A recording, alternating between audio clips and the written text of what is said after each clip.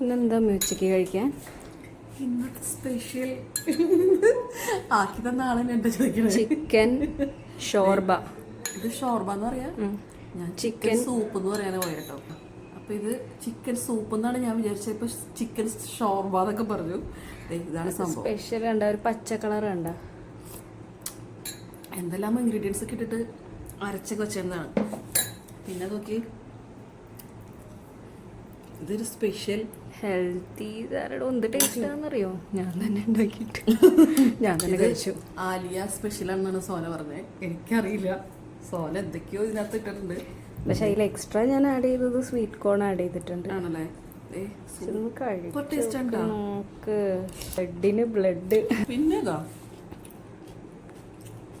മുന്തിരി, പേരക്ക, ഇത് പ്രോട്ടീൻ ഡയറ്റാണ്. അപ്പോൾ